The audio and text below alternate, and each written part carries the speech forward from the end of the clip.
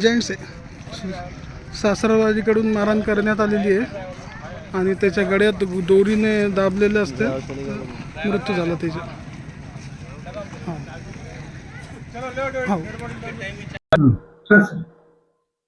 काय घटना घडली?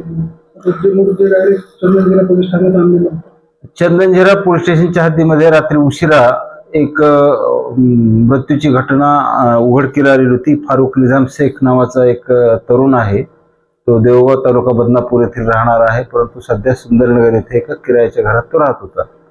कौटुंबिक वादातून त्याचा मृत्यू झाल्याचं निष्पन्न झालेलं होतं. त्याला आपण सरकारी दवाखान्यात त्याचं हे प्रेत आहे शवविच्छेदनाकरता पाठवलेलं होतं. शवविच्छेदनाचा रिपोर्ट आपल्याला प्राप्त झालेला आहे आणि त्यामध्ये त्यांनी गळफास घेतलेला आहे असं मृत्यूचं कारण निष्पन्न झालेलं आहे.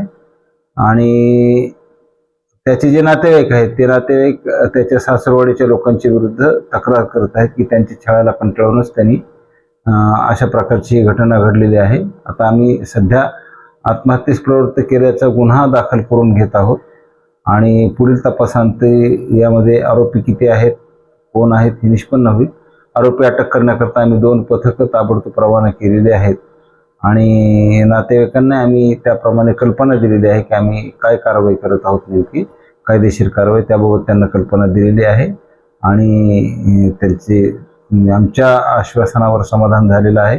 गुन्हा दाखल करण्याची प्रक्रिया सुरू असल्यामुळं आणि आरोपीच्या शोधाकरिता पथक रवाना झालेले असल्यामुळं आता त्यांचे जे नातेवाईक आहेत त्यांनी सुद्धा अंत्यविधीसाठी ते रवाना झालेले आहेत.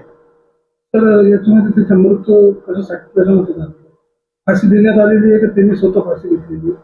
प्राथमिक कारण जे डॉक्टरांनी दिलेलं आहे ते हँगिंग दिलेलं आहे की डेथ ड्यू टू हँगिंग, गळफास घेतल्याने मृत्यू असं कारण दिलेलं आहे.